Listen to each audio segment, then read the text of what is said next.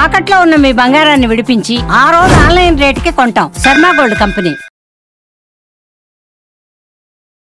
నమస్తే, welcome to Suman TV. So ఇవాళ మనతో పాటు ఉన్నారు దివ్య విశ్వశక్తి ప్రచారకులు శ్రీ శ్రీ ఓం స్వామి పరివార్ గురువు గారు ఉన్నారు. మరి వారితో మాట్లాడి ఈ విషయాలని తెలుసుకునే ప్రయత్నం చేద్దాం. గురువు గారు నమస్కారం. శుభమస్తు.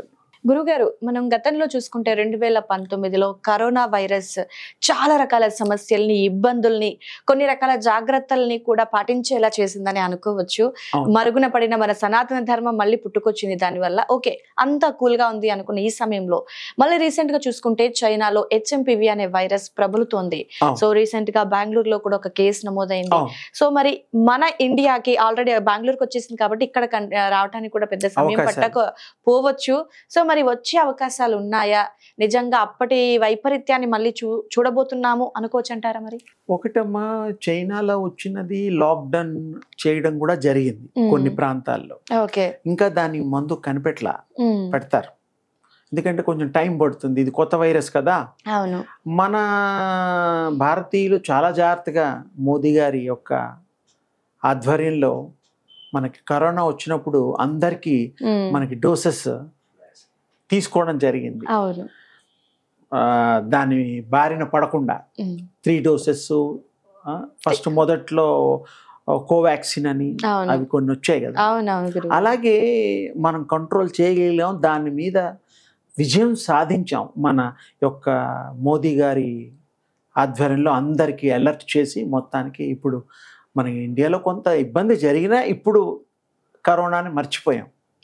ఇప్పుడు ఈ వచ్చే దాని మీద కూడా ఇబ్బందులు పడడానికి అవకాశం ఉంది, ఎందుకంటే దానికంటే పవర్ఫుల్ అని చెప్తున్నారు. అందుకని మనం జాగ్రత్తగా ఉండాలి. మన భారతదేశంలో ఏమిటంటే చైనా నుండి వచ్చేటువంటి ఫ్లైట్స్ని ముందు ఆఫ్ చేయాలి. అదే కాకుండా చైనాకి వెళ్ళి వేరే దేశస్తులు కూడా మళ్ళీ ఇండియా మీదుగా ఇంకో దేశం వెళ్ళే వాళ్ళు కూడా ఉంటారు.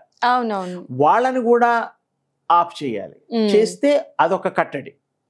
ఈ లోపుగా ఫైండ్ అవుట్ అయిన వాళ్ళకి తీసుకోవాల్సిన జాగ్రత్తలు తీసుకొని డాక్టర్స్ వాళ్ళకి ఏ విధంగా మరి ట్రీట్మెంట్ చేయాలో చేస్తూ అది ప్రబలకుండా జాగ్రత్త పడితే మనం ఇంకా పెరగకుండా ఉన్న వాళ్ళని తగ్గించడానికి ప్రయత్నం చేయాలి. ఇంకా పెరగకుండా మనం జాగ్రత్తలు మరి గవర్నమెంట్ యొక్క సహాయం లేకుండా, ఈ డాక్టర్స్ కూడా కొత్తదే, అది డాక్టర్స్ కూడా కొత్తదే కదా. అందుకని అది కొంచెం టైం పడుతుంది. ఆ టైం పట్టే లోపల మనం వ్యాక్సిన్ లాంటిది దానికి కూడా విరుగుడు తయారు చేసుకుంటే రావద్దనే కోరుకుందాం. అంటే గురుగారు, ఇప్పుడు ఇందాక అన్నట్టుగా కరోనా సమయంలో మనం షేక్ హ్యాండ్ ఇచ్చుకొని హక్ చేసుకునే వాళ్ళం కాస్త నమస్కారానికి వచ్చేసాం. సో అలాంటి జాగ్రత్తలు అంటే కూడా జాగ్రత్త ఉండాలి. కొన్ని వస్తువుల్ని తాకకూడదు. కొంతమంది తాకింది, మనుషులకు 5 ఫీట్లు డిస్టెన్స్ మెయింటైన్ చేయాలి. అప్పుడు చేసినవన్నీ కూడాను అదే పద్ధతుల్లో మనం మన ఆరోగ్యం కోసం, మన సౌలభ్యం కోసం, మన ద్వారా ఇతరులకు కూడా పాకకూడదు, సోకకూడదు.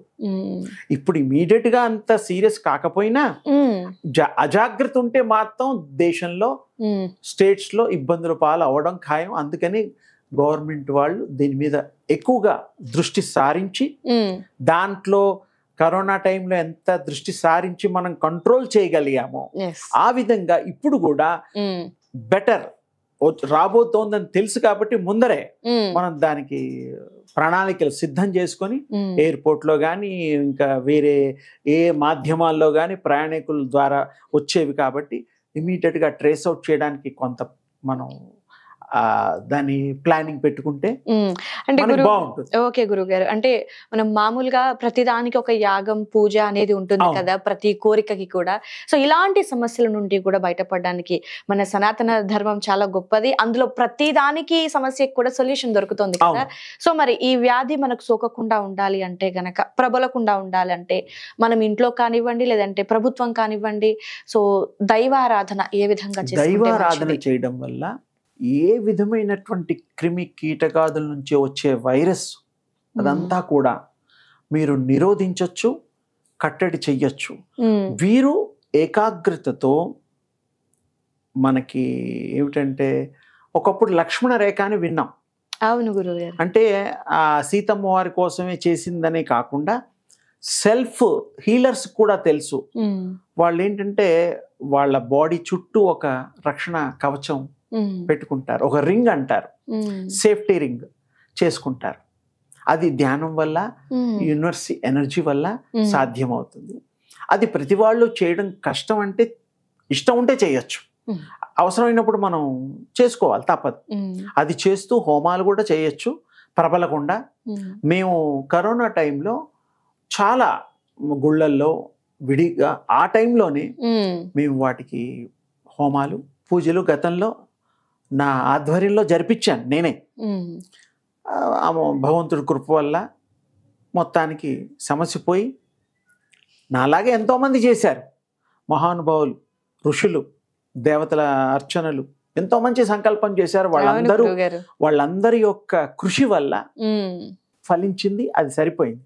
ఇప్పుడు కూడా అవసరం రాకుండా మనం అందరం కూడా, యావత్ భారతదేశం ప్రపంచం కూడా సోకకుండా వేరే దేశాలు 211 213 దేశాలు అవుతాయి లెక్క పెట్టుకుంటే, అందరూ కూడా గ్రహించి వారి వారి స్థితికి స్తోమతకి తగ్గట్టుగా జాగ్రత్తలు తీసుకుంటూ దైవారాధన చేస్తూ అది ఎక్కువగా ప్రబలకుండా దాన్ని అక్కడే ఆపు చేసి వ్యాప్తి కాకుండా ట్రీట్మెంట్ కూడా మనం తొందరలో కనిపెట్టి కనుక చేసుకుంటే మనకుండే శక్తి ద్వారా మనకి రెసిస్టెన్స్ పెరిగి మనం కొంత ఆరోగ్యవంతులుగా మిగలడానికి వీలవుతుంది. ఓకే గురుగారు, చాలా చక్కగా తెలియజేశారు గురుగారు. అంటే నిజంగా మనం అంటే మెడికేషన్ తో పాటు రోగ నిరోధక శక్తి పెరుగుతుందమ్మా. ఈ ధ్యానం, ఈ పూజల వల్ల రోగ నిరోధక శక్తి పెరుగుతుంది.